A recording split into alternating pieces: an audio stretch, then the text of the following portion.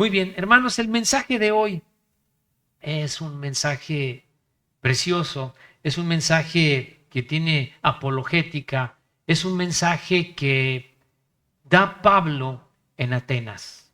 Y lo quiero llevar para allá porque es un mensaje precioso de una gran reflexión, hermanos. Le quiero dar una introducción completa antes de ir a nuestra lectura base. Si quiere de una vez buscarla en Hechos, en el capítulo 17, versículo 22 en adelante, ahí está la base de nuestro mensaje. Cuando Pablo está en el Areópago, en Atenas, vamos a ver cómo llega ahí. ¿Qué pasó un poco antes cuando visita Tesalónica Pablo para fundar iglesias? Todo ese choque, esa oposición tan grande para formar iglesias que tuvo Pablo. Recuerde que Pablo hizo muchos viajes y en este segundo viaje misionero él llega a Atenas. Y es un mensaje precioso que espero que sea de mucha edificación en su vida. ¿Ok? Entonces vamos a orar y comenzamos. Padre Santo, te doy gracias por el regalo que nos das de vida, Señor. Padre, qué bendición es estar en la verdad. Conocer tu palabra y saber qué hacemos aquí, Señor. ¿Por qué estamos aquí y qué nos espera en el futuro, Señor? Pero también qué nos has encargado hacer. Padre, todos los que estamos aquí, que somos hijos tuyos, tenemos una tarea, Padre, que es compartir tu palabra. No hay algo más importante en nuestra vida cristiana que compartir tu palabra y ganar almas a Cristo, a tu Hijo. Porque no hay otra forma de salvarnos si no es por medio de tu Hijo Jesucristo. Ninguna forma funciona. Ninguna religión, nada. Solamente el plan divino que tú has hecho en tu palabra por medio de Jesucristo. Guíame en este mensaje, Padre, que sea de edificación.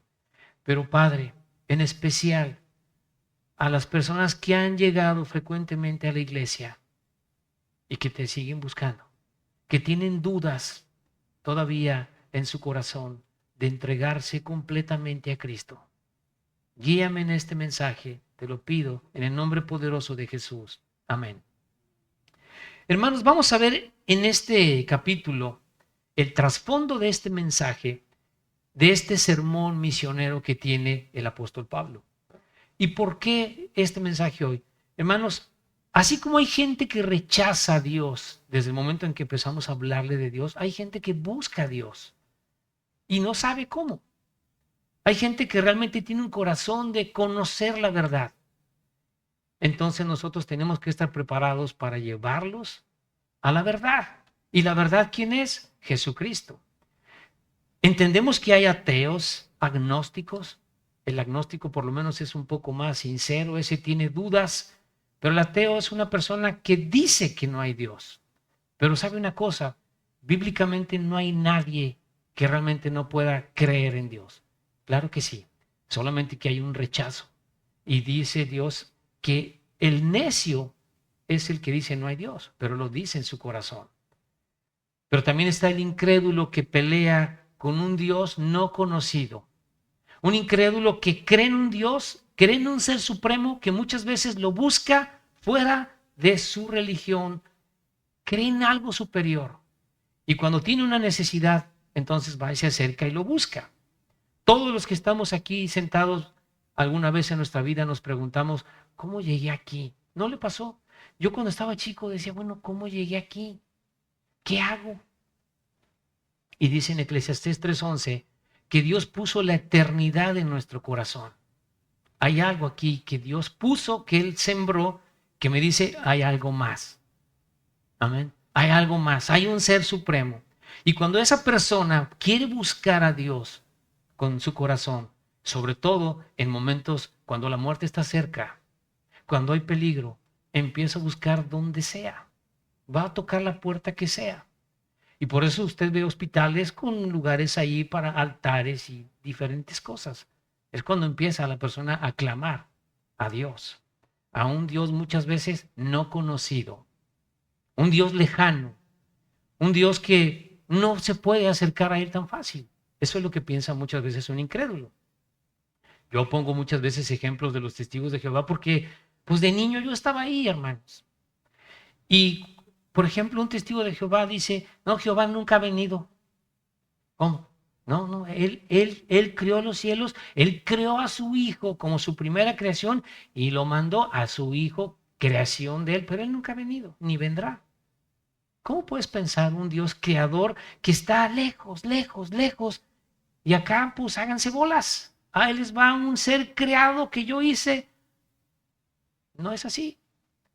Dios nos creó a su imagen y semejanza para tener una relación personal con Él. Y como vamos a ver en esta lectura, Él está cerca de nosotros.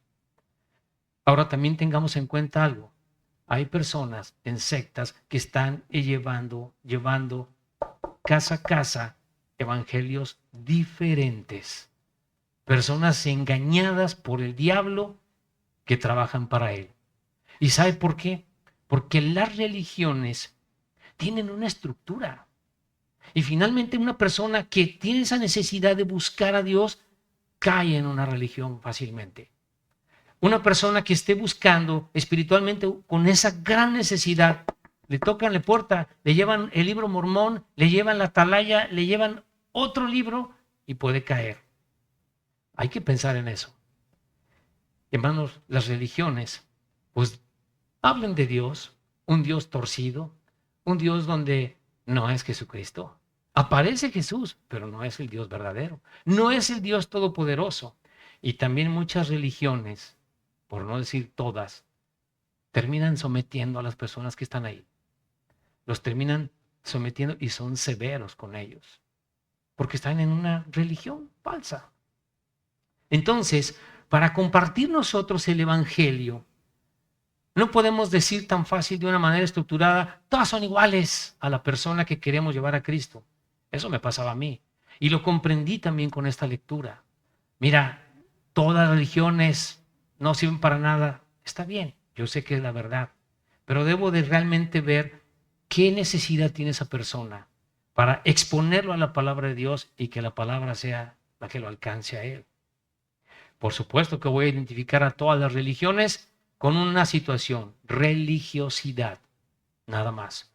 Hay que abordar realmente en las personas sus motivaciones personales dentro de su religión, para ver qué hay en su corazón. A lo mejor tiene una religión nada más que la sigue porque se le heredaron, o a lo mejor es muy dado a su religión y la sigue con toda fidelidad. Los musulmanes que siguen su religión pues con todo su corazón son los kamikazes. ¿Y sabe por qué? Porque en su libro dice que hay que matar a los cristianos. Entonces esos que andan provocando caos en el mundo son los que siguen su religión. ¿Pueden entenderlo? Hay una necesidad espiritual, hermanos, y muchos han llegado a la verdad también en diferentes momentos en su vida. Muchas personas han llegado al cristianismo buscando resolver problemas personales y así llegaron a la verdad. Hay problemas que hay matrimonios que ya estaban a punto de divorciarse y llegaron a una iglesia cristiana pues para divorciarse civilizadamente y conocen la verdad. ¿Y qué sucede? Arreglan su matrimonio con el Señor. Hay otros que se meten a una iglesia cristiana porque andan buscando pareja. Bueno, voy a agarrar a una cristiana que yo sé que son buenas personas, no la voy a ir a conocer a una discoteca, a un antro, mejor busco ahí en una iglesia y al final puede ser que llegue a la verdad. Y entonces se convierte a Cristo.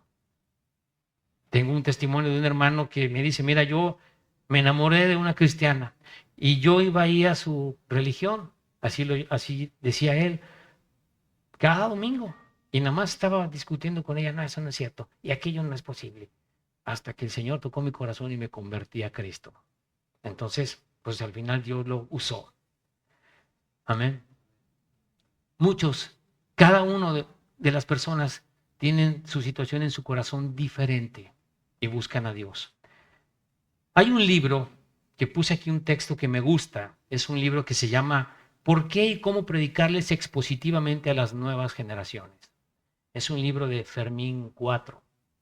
Este hombre fue pues un rockero de un grupo y se convierte a Cristo. Y dice en su libro, la palabra pone al descubierto el centro que gobierna nuestro andar. Y sí es cierto. Amén. Qué bonitas palabras. Las tomé de ese libro y se me quedaron grabadas. Entonces, este mensaje, hermanos, pues, ¿qué tiene de importancia? Compartir el Evangelio de Cristo en medio de movimientos religiosos, en medio de filosofías huecas que hoy existen en el mundo y cada vez son más.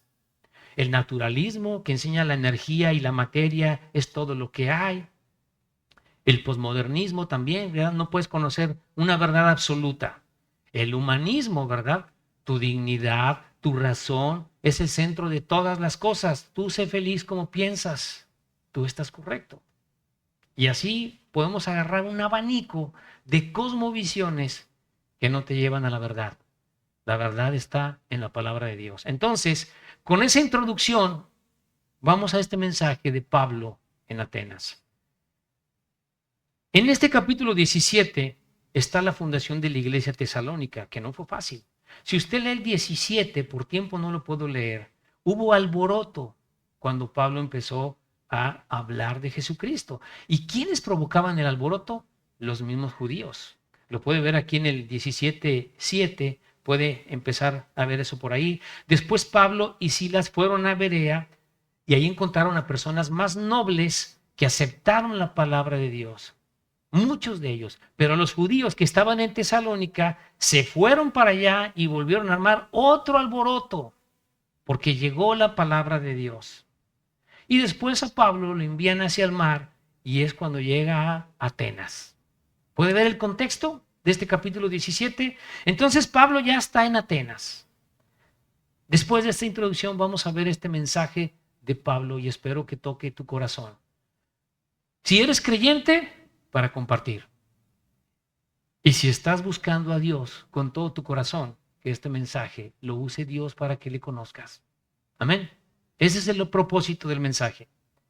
Vamos al 22. Dice, entonces Pablo, puesto en pie en medio del Areópago, dijo, varones atenienses, en todo, mire qué palabra usa Pablo, en todo observo que sois muy religiosos.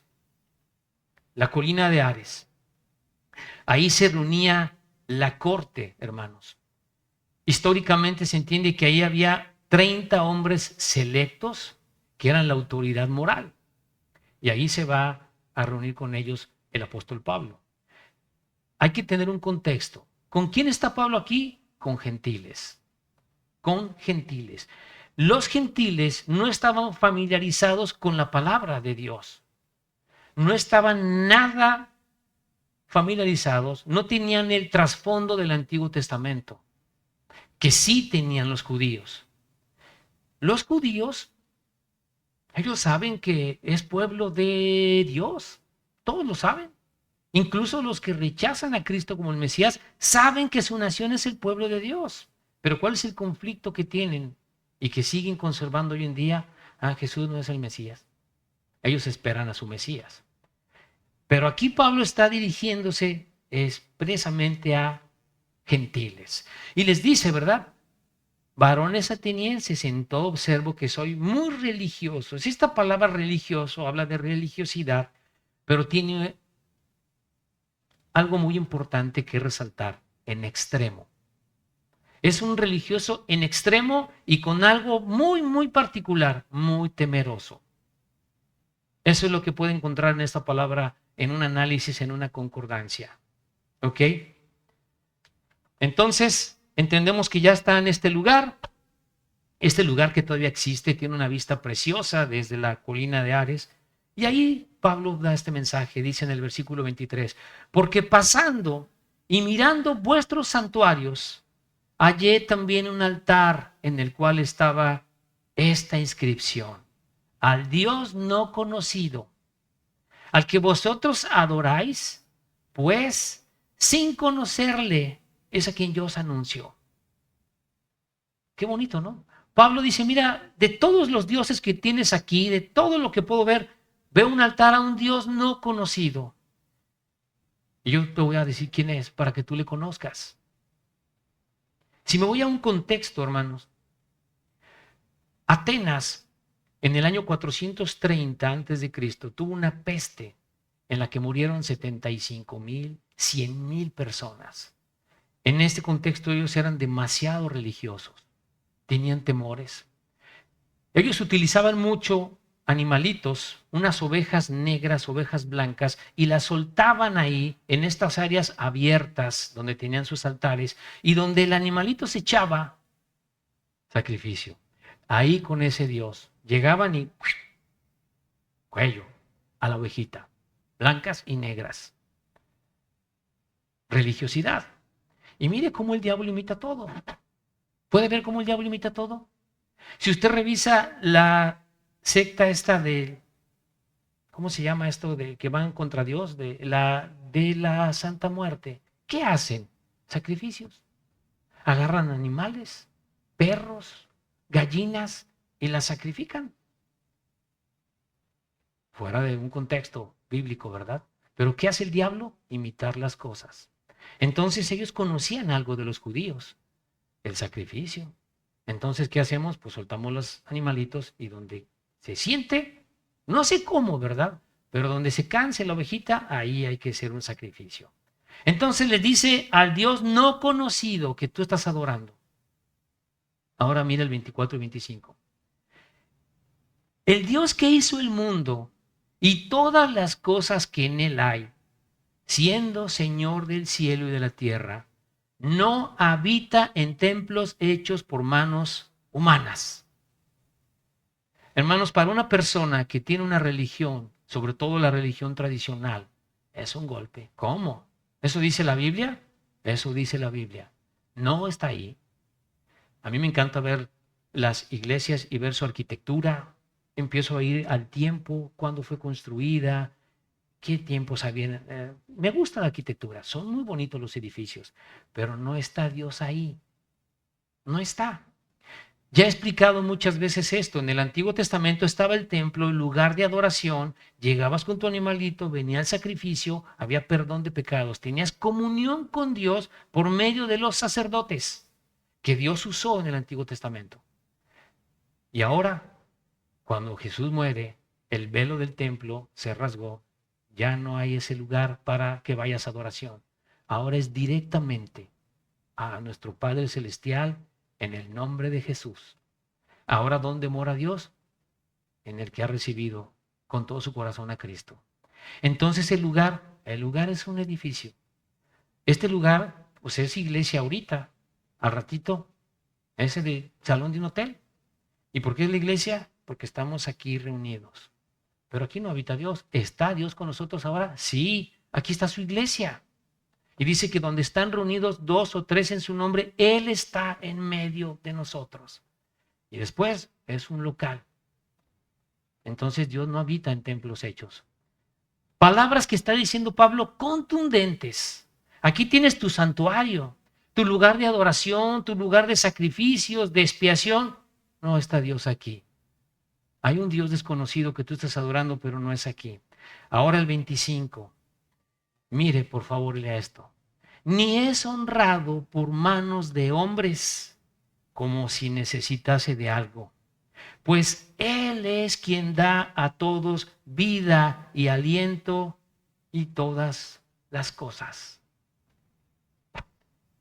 Mire, hermanos, aquí Pablo está usando entonces una teología básica, como dice en Romanos 1, donde habla de la creación y dice, no tienen excusa, no hay excusa.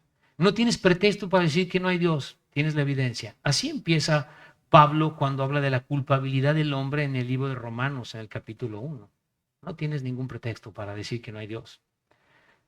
Hermanos, la creación nos hace entender que por ella viene la fe. Por la fe, como dice en el libro de Hebreos, por la fe entiendo que Dios lo creó. Dios se revela por su creación y se revela por su palabra escrita que prevalece. Y también es el libro más atacado. Si tú lees la historia de la Biblia, es el libro que más idiomas tiene en traducción. Yo había escuchado por ahí 1500 idiomas. Este libro. Y es el más atacado. Es un libro que le quieren quitar valor muchas personas. Pero no le vas a encontrar ningún error. Nadie puede decir, hay un error en la Biblia, a menos que llegues con un corazón y quererle buscar. No hay manera. Es la palabra de Dios. Si a mí me hubieran dicho, oye, mira, este libro, alguien, pum, llegó y cayó por ahí en un monte y lo agarraron y... No creo eso, man. Perdón, no voy a... Eso es lo que eran los mormones, que llegó José Smith y se le apareció un ángel moroní y le dijo, vete para allá, hay unas piedras, las sacas y aquí tienes la verdad. ¿Sabe qué cree un mormón? Que la Biblia ya está muy corrompida, muy tocada y no puede confiar en ella. Entonces confía en el libro mormón. Entonces todo lo que lee él en la Biblia, primero para yo entenderlo, tengo que agarrar el libro de José Smith, que por cierto lo mataron por muchos problemas, para yo entenderla. ¿Qué hace una secta Testigos de Jehová? No, a la atalaya. ¿Y por qué? Porque ahí está todo explicado. ¿Y por qué confías en ellos? ¿Ok? Entonces Dios se revela por su creación y por su palabra. Entonces entendemos, hermanos, que Dios mora dentro de los creyentes. Y podemos ver en el contexto que ellos tenían su santuario, ¿verdad? Un santuario donde tenían los sacrificios, la expiación, su lugar de adoración. Pero les está diciendo Pablo, no está aquí Dios. Ahora, ¿cómo voy a comprender esto? Hermanos, ponga su mano aquí, estamos aquí en esta lectura. Vamos a Juan, libro antes. Juan 4:24. Juan 4:24.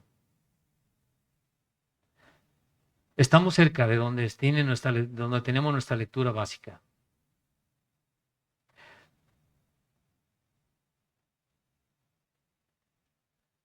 A ver, Alex, desde el 21, siempre te hago lo mismo, hijo, pero es para que estés atento. Para tener una mejor comprensión. Desde el 21 dice, Jesús le dijo, ¿recuerda el contexto que Jesús está hablando con una mujer samaritana? Jesús le dijo, mujer, créeme que la hora viene cuando ni en este monte ni en Jerusalén adoraráis al Padre. No vas a ir a un lugar a adorar. Vosotros adoráis lo que no sabéis. Nosotros adoramos lo que sabemos, porque la salvación viene de los judíos. Mas la hora viene, mire lo que dice aquí Jesús, mas la hora viene y ahora es, en este momento dice Jesús, tiempo presente.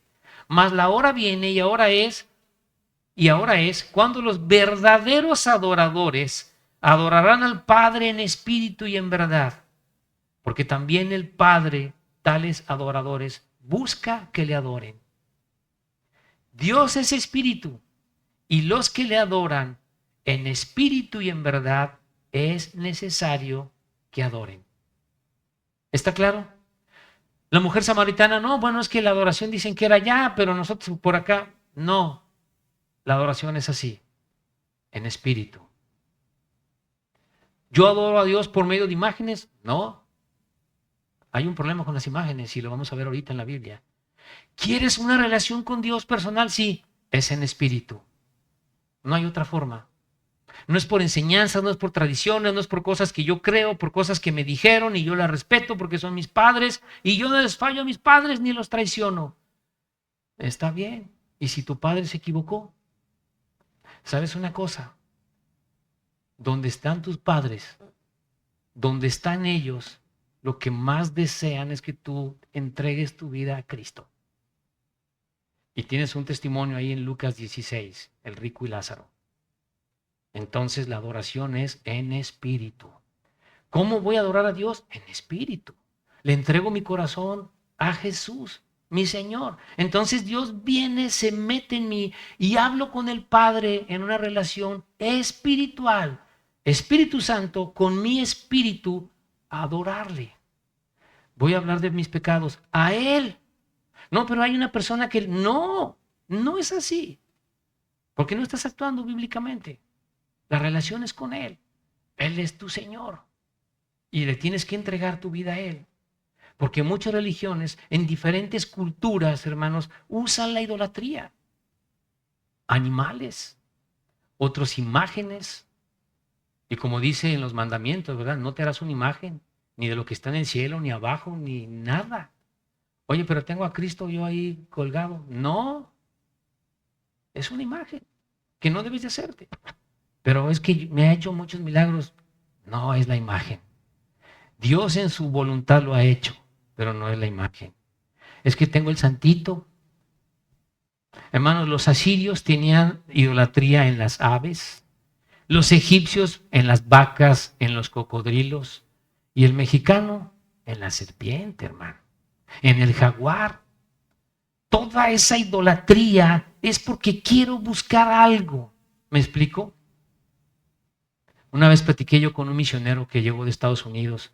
Él fue un beisbolista profesional que ganó una serie mundial, no me acuerdo su nombre, usted sabe que soy malo para eso, pero está su testimonio en internet. Fue campeón del mundo, ganó serie mundial, un hombre muy exitoso en el béisbol cristiano. Y después de ganar una serie mundial, él tiene una comunión con el Señor y le pone en su corazón: dejas el béisbol y te vas a África. El hombre dejó todo. Dejó la profesión de béisbol, millonario, todo, y se fue a África a compartir el evangelio. Y le ofrecieron en otro equipo un contrato. No, voy a obedecer al Señor. Y en su testimonio él cuenta que cuando está en África, en estas comunidades, él llegaba, les compartía el evangelio, y ¿sabe qué tenían ellos? Cocos ahí con unos cabellos amarrados, muchas cosas de idolatría, hechicería, es lo único que hay. El mundo, el materialismo, no, eso no le preocupaba a él. Eso no sería su piedra de tropiezo. Sus muñecos que tenía ahí de cocos y varias cosas que ellos armaban. Pero las personas que recibían a Jesús con todo su corazón, él regresaba y ya los habían destruido. ¿Cómo hicieron eso? Cuando ya Dios está aquí en tu corazón, Él te va a mostrar. No es por ahí. Hermanos, la Biblia está llena de que Dios trata con su pueblo y castiga la idolatría. Vamos rápidamente a ver 2 versículos para ver este tema. Deuteronomio 27:15, ponga su mano aquí. Vamos a regresar. Deuteronomio 27:15.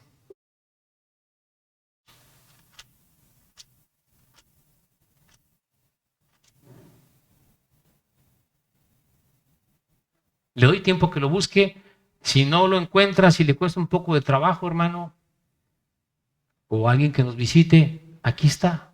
¿Qué estoy leyendo? La Biblia. Es la misma que tú tienes en tu casa. Pero yo tengo una Biblia católica, va a decir lo mismo, es la Biblia. Maldito el hombre que hiciere escultura o imagen de fundición, abominación a Jehová, obra de mano de artífice, y la pusiere en oculto. Y todo el pueblo respondiera y dirá: amén. ¿Dios se enoja con la idolatría? Sí. ¿Qué está diciendo? Maldito. Es para pensar, hermanos. Uno más. Isaías 42 del 5 al 8. Isaías 42 del 5 al 8.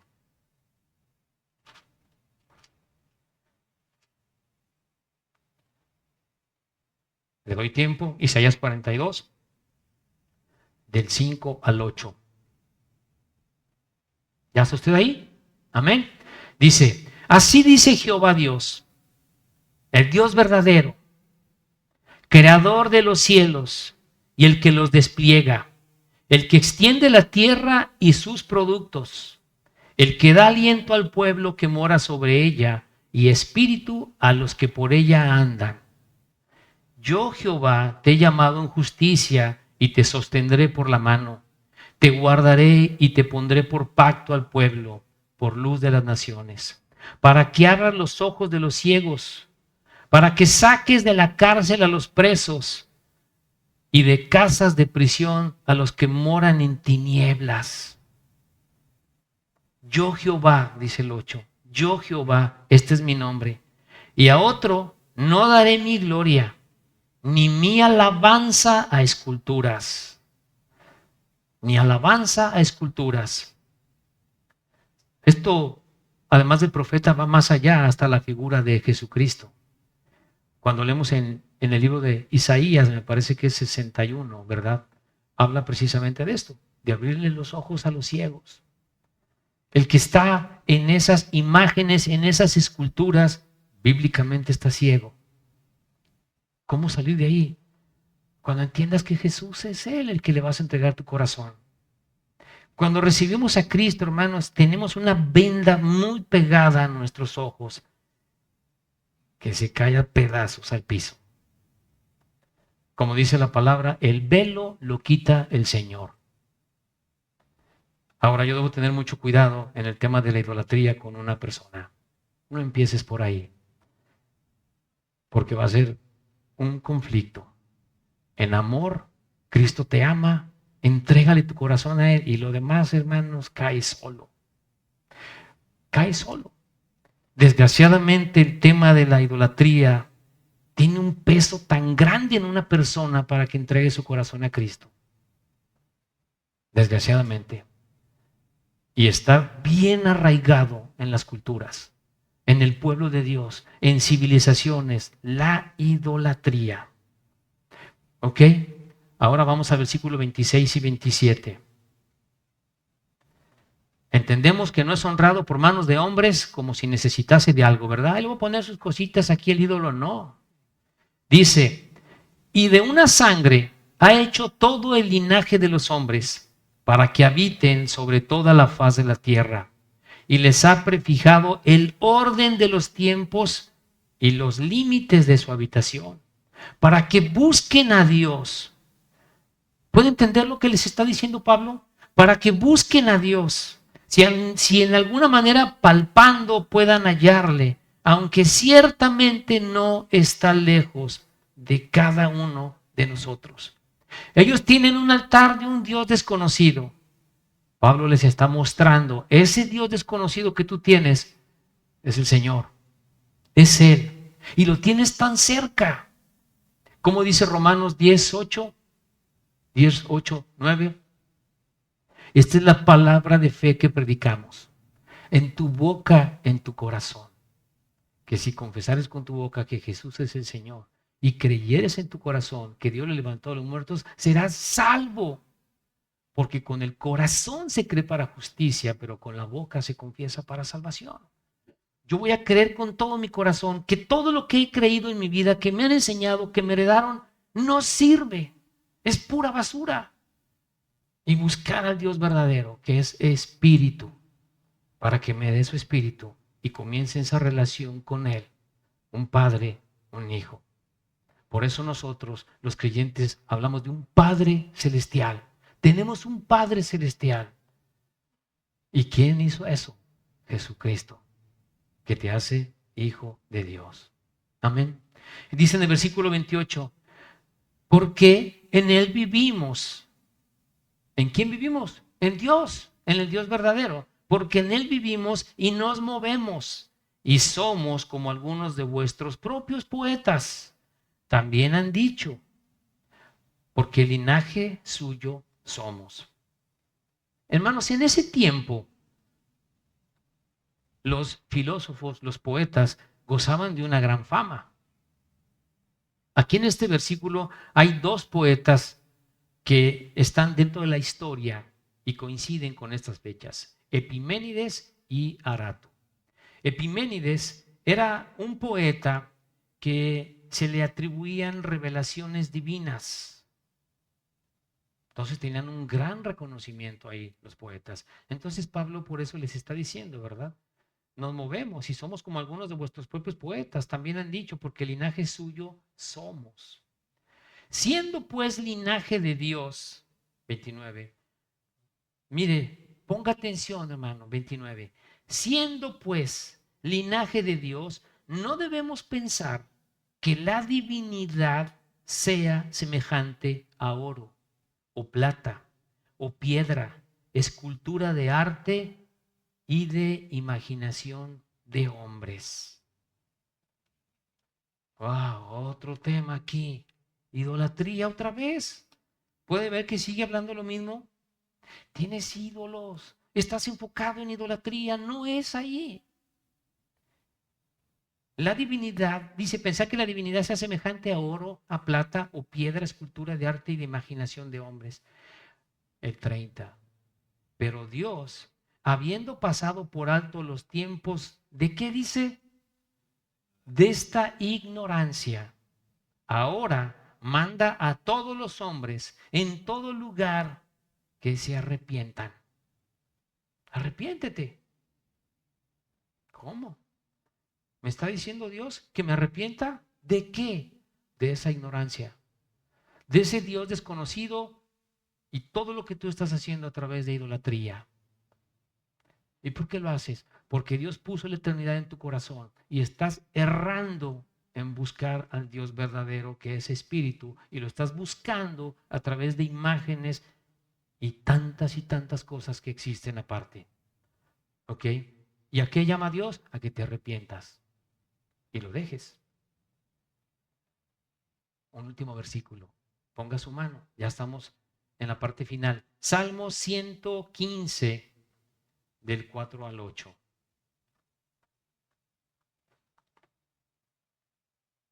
Salmo 115.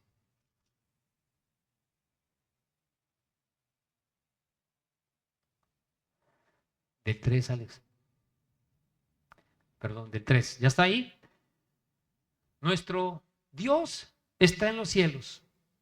Todo lo que quiso ha hecho. Los ídolos de ellos son plata y oro, obra de mano de hombres. ¿Quién hace los ídolos? Pues un hombre lo hizo, hermano. Hay un ejemplo en el libro de Isaías, cuando habla de una persona que hace de una madera un ídolo y lo que le sobra de la madera lo calienta para que le dé calor. Y luego después ese ídolo lo pone ahí y le empieza a adorar. ¿No es ignorancia? Total. Los ídolos de ellos son plata y oro, obra de mano de hombres. Tienen boca, mas no hablan. Tienen ojos, mas no ven. Orejas tienen, mas no oyen. Tienen narices, mas no huelen.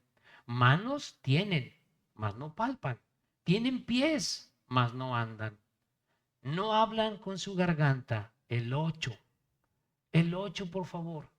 Semejantes a ellos son los que los hacen. ¿Y qué más? Y cualquiera que confíe en ellos. Va para pensarse. Es que tengo una escultura muy bonita ahí que adorna muy bien mi casa. Mejor piensa lo que dice Dios. Le voy a decir algo con todo respeto y con todo mi amor. Yo conozco cristianos que ya entregaron su vida a Cristo y tienen guardadito ahí una escultura en el closet tapado con unos trapos porque tiene un valor en casa. Se lo dio la abuela. ¿Te preocupa la abuela o te preocupa Dios? Toma una decisión. Y dice el 31, por cuanto ha establecido un día. Mire, ya entendimos todo lo que habla Pablo. Mire el 31, por cuanto ha establecido un día en el cual juzgará al mundo con justicia por aquel varón a quien designó, dando fe a todos con haberle levantado de los muertos. ¡Wow! El juicio. Hay un juicio. ¿Y quién va a juzgar? Jesucristo. Es el que va a juzgar a los vivos y a los muertos. A los vivos, sí, a los creyentes, y a los muertos, a los que no son creyentes. Todos tenemos un encuentro con Jesucristo. Entonces Pablo te está explicando, mira, ese Dios que tú crees es un Dios desconocido. El Dios verdadero es un Dios que quiere que le adores en espíritu y lo tienes cerca, cerca de ti. Arrepiéntete en tu corazón y llámale, invoca su nombre y entonces Él viene a ti. Ahí en Apocalipsis 3:20 dice, yo toco la puerta, ábreme y cenaremos tú y yo. Hermanos, Dios nos ama con todo su corazón, pero tenemos que nosotros ir a Él y dejar nuestras cosas que nos enseñaron y que siguen teniendo un peso en mi vida y me impiden primero salvarme. No, yo creo esto, mi mamá, si te escuchara, ¿verdad? No, la verdad, la verdad. Yo quiero saber la verdad. Y yo creo que todos los que estamos aquí queremos conocer la verdad. Ahora quiero que me acompañe a la última cita bíblica. Recuerde algo, hermano. Cristo va a juzgar a toda la humanidad. ¿Ok? Porque cuando uno le comparte a alguien y luego dice, no, yo no necesito de eso. Ve a los pueblos. Ahí tienen mucha necesidad. Qué bueno que ustedes hacen eso. ¿No les ha tocado? ¿Ves personas estables económicamente bien? No, no, yo no necesito. Ve allá. Qué bueno que lo hagan. Uy, te echan porras. Hasta te dan un vaso de agua. Pero yo no. Yo no necesito. No necesitas al Señor. Hechos, aquí mismo en Hechos, en el capítulo 10, 39 al 43. Ya con este contexto, vamos aquí. Ahora con Pedro. Hermano, recuerde que el libro de Hechos, 10, 39 al 43, el libro de Hechos es un libro de transición del tiempo de la ley al tiempo de la gracia. ¿Qué tiene el libro de Hechos? La iglesia apostólica, el primer siglo. ¿Cómo comenzó la iglesia de Cristo? La base, el fundamento, los apóstoles. Y Dios les dio poderes específicos a los apóstoles de milagros para confirmar su palabra. Entonces lo que yo voy a encontrar en el libro de Hechos es el inicio de la iglesia. ¿Cómo comenzó? ¿Cómo empezaron a fundarse iglesias? Y vamos a encontrar los mensajes de Pablo, de Pedro. Vamos ahora aquí con Pedro. Dice, y nosotros somos testigos de todas las cosas que Jesús hizo en la tierra de Judea y en Jerusalén, a quien mataron colgándole en un madero, porque la cruz era de madera.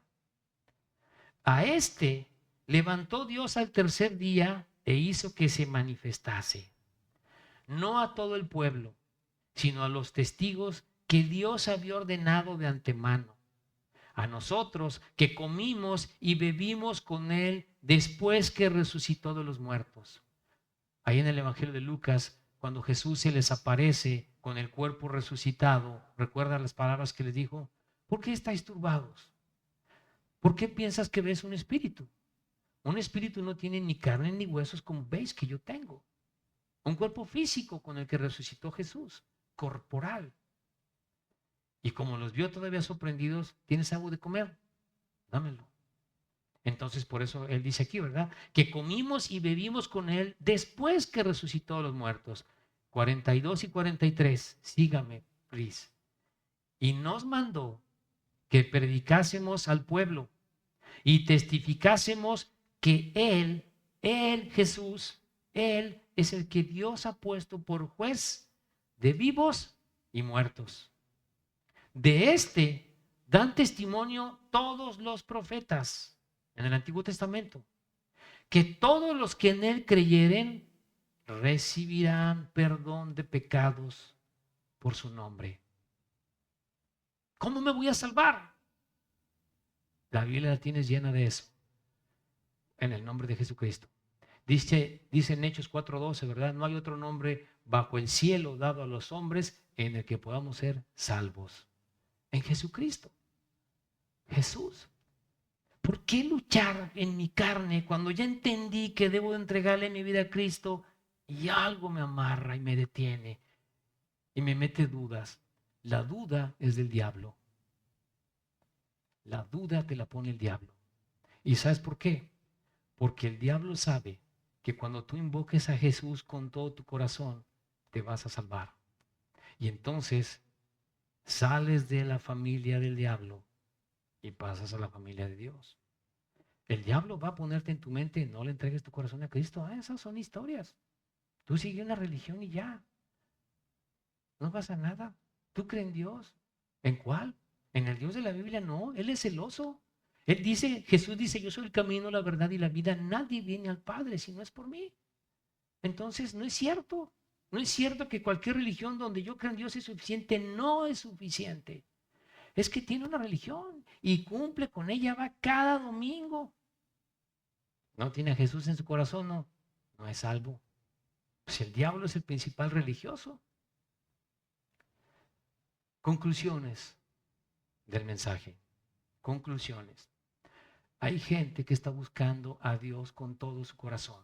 Hay otros que no quieren saber nada de Dios, que por más que lo siente y le lea la Biblia del principio al fin y dedique mi tiempo a quererlo convertir, no quiere. Ya estás. Vas a creer. Pero hay otros que sí quieren. Hay gente que está buscando a un Dios no conocido, pero cree. ¿Pero qué está haciendo el diablo? Está sentado. Está agarrando un borrachito en una cantina para que se lía golpes ahí afuera de la cantina. Nada más, no pierde el tiempo en eso. Ese borrachito está ahogado en su vicio, en su propia carne. ¿Qué está haciendo Satanás? El príncipe de la potestad del aire, a confundirte espiritualmente, a ponerte filosofías, religiones, todo. Pero con un propósito del diablo. No creas que Cristo es Dios y Él te va a salvar. No, claro que no. Entonces piensa en todas esas sectas que andan puerta a puerta llevando evangelios falsos, torcidos.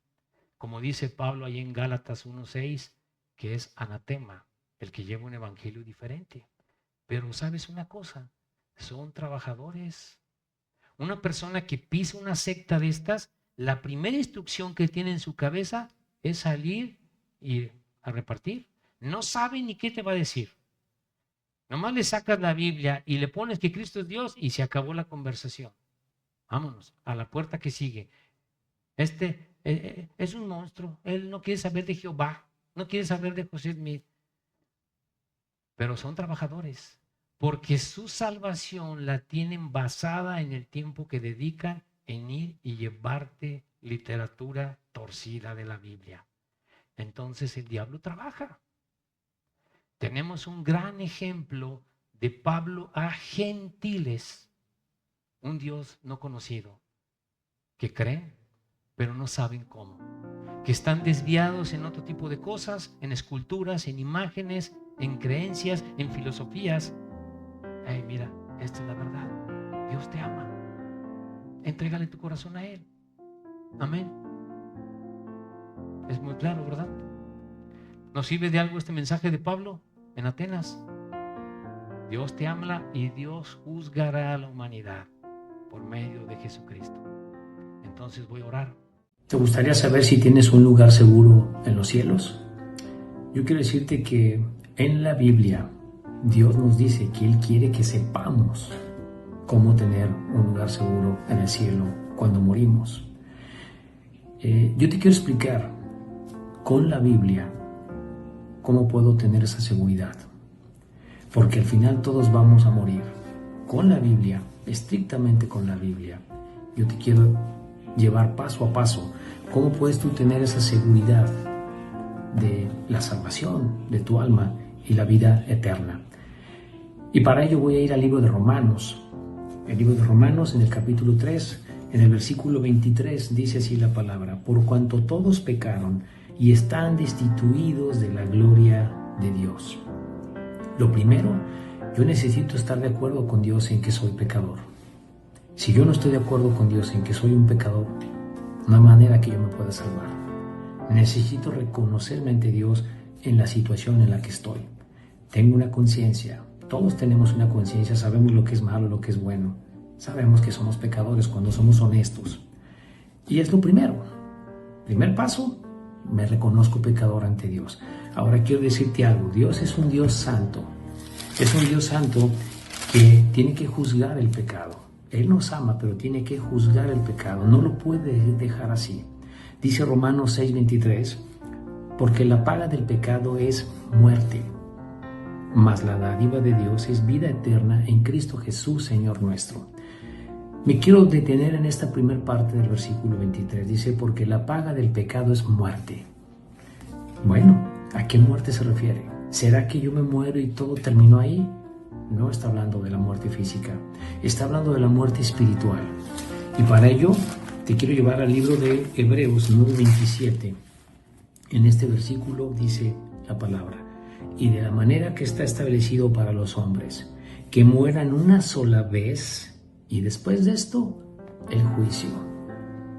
Después de que morimos hay un juicio, o al cielo o al infierno. Entonces, ¿a qué muerte se refiere? Regresando a Romanos 6:23, cuando dice, porque la paga del pecado es muerte. Ya vimos que después de que muera hay un juicio. ¿A qué muerte se refiere? A la muerte segunda. Y para ello, vamos al libro de Apocalipsis, en el capítulo 21, versículo 8, dice así la palabra de Dios. Pero los cobardes e incrédulos, los abominables y homicidas, los fornicarios y hechiceros, los idólatras y todos los mentirosos tendrán su parte en el lago que arde con fuego y azufre, que es la muerte segunda. La muerte segunda. Dice todos los mentirosos. ¿Has mentido alguna vez? Yo sí. Yo creo que todos hemos mentido. Una mentira es suficiente para que Dios nos condene en el infierno. No podemos salvarnos por nuestro propio pie. Hemos estado en religiones y nos han enseñado que debemos de salvarnos por nuestras obras, por nuestro comportamiento. Pero la Biblia no enseña eso. Nadie se puede salvar por sus propias obras. Dice en Efesios 2:8-9, por gracia sois salvos por medio de la fe. Esto no de vosotros, pues es don de Dios. No por obras, para que nadie se gloríe. Eso dice Efesios 8:9. Nadie se salva por sus obras, porque todos somos pecadores. Entonces, ¿cómo me salvo en la Biblia? Ya entendí que soy pecador. Ya entendí que Dios tiene que juzgar el pecado. Ya entendí cómo, en una muerte segunda, lago que arde con fuego y azufre. Pero ¿sabes una cosa? Dios hizo un plan para salvarnos. Precioso. ¿Sabes cómo? En Cristo Jesús. Dice Romanos 5:8, dice la palabra, mas Dios muestra su amor para con nosotros. Mira lo que dice, Dios muestra su amor para con nosotros, en que siendo aún pecadores, Cristo murió por nosotros. Lo que me salva en la Biblia es creerle a Dios. Necesito la fe. ¿Y cuál fe? Cristo es Dios. Cristo, que es Dios, vino a la tierra, tomó una forma humana de hombre, perfecto, sin pecado, y paga la cuenta que yo no puedo pagar. Nadie podemos pagar. Jesús vino, hecho hombre, siendo Dios, y va a la cruz a ser castigado, derramando su sangre y resucitando al tercer día. Ese es el plan que hizo Dios para salvarnos. Es la manera que tengo de reconciliarme con Dios, aceptando el regalo que Dios puso, que Cristo vino a la tierra siendo Dios y sin cometer ningún pecado, es castigado, muere y resucita. La salvación en la Biblia es que tú creas que esa obra de amor que hizo Dios es lo que te puede salvar. ¿Sabes? Ninguna religión te salva. Te salva lo que Dios hizo en Jesucristo, pagar nuestra cuenta. La única manera que yo tengo para reconciliarme con Dios es estar de acuerdo en lo que Él hizo. Y quiero decirte cómo puedes tú recibir el regalo de la vida eterna. Necesitas creer. Necesitas creer que lo que Jesús hizo en la cruz es suficiente para que tú te puedas salvar. Sin meter tus obras. No podemos hacer nada para salvarnos. ¿Por qué? Porque hemos pecado. Somos pecadores y lo vamos a seguir siendo. Dice Romanos 10:9, que si confesares con tu boca que Jesús es el Señor y creyeres en tu corazón que Dios le levantó a los muertos, serás salvo. Él te dice en la palabra, serás salvo si crees en tu corazón. El versículo 10 dice, porque con el corazón se cree para justicia, pero con la boca se confiesa para salvación. Hay dos cosas que necesito para tener la salvación. Creer con todo mi corazón para justicia. ¿Qué debo creer? Que lo que hizo Jesús es suficiente. Debo creer que no son mis obras las que me salvan, sino lo que Él hizo en la cruz. Debo creer que es la única manera que yo tengo de reconciliarme con Dios, que Él ha pagado mi cuenta en la cruz, con su muerte y su resurrección. Creer con todo mi corazón. ¿Y qué es creer con todo mi corazón? Con todo mi pensamiento, mis sentimientos, con mi voluntad. Es suficiente para que yo tenga perdón. lo que tú hiciste, Señor, en la cruz y hacerlo tu Señor. La palabra Señor en la Biblia se traduce autoridad soberana. Para que tú tengas salvación, tú necesitas recibir a Cristo en tu corazón como tu autoridad soberana, tu Señor. Por eso dice, ¿verdad?, el versículo 10, porque con el corazón se cree para justicia, pero con la boca se confiesa para salvación. Dice el versículo 13, porque todo aquel que invocar el nombre del Señor será salvo. ¿Cómo me puedo salvar? Tengo que invocar a Cristo. Tengo que estar de acuerdo con Él en que yo soy pecador y necesito su perdón. Necesito reconciliarme con Dios por lo que Él hizo en la cruz. No tengo otra forma de salvarme bíblicamente. Donde tú te encuentres, si tú crees que esto es la verdad, tú le puedes pedir a Cristo que te perdone, que sea tu Señor, en una oración sencilla, donde tú te encuentres. Manejando, te puedes parar a un lado, en tu casa, al lado, en tu cama, en una silla. Tienes que invocarle a Cristo. Yo te puedo guiar en una oración si tú crees esto. Puedes orar así: Jesús, te pido que me perdones. Reconozco que soy un pecador, pero creo que tú me has perdonado con tu obra de amor en la cruz. Te doy gracias por la vida eterna, Jesús. Te acepto en mi corazón como mi Señor y mi Salvador. Amén. Si tú haces esa oración con todo tu corazón, esa es tu salvación. No puedes hacer otra cosa más que aceptar lo que Dios ha hecho para salvarte. Quiero leerte este último versículo aquí en el libro de 1 de Juan 5:12. Dice así la palabra: el que tiene al Hijo tiene la vida. El que no tiene al Hijo de Dios no tiene la vida. Necesito al Hijo para tener la vida. ¿Y cómo? Ya vimos cómo. Invocándole con nuestra boca que nos perdone. Espero de todo corazón que tú ores y le pidas a Cristo que sea tu Señor. Gracias.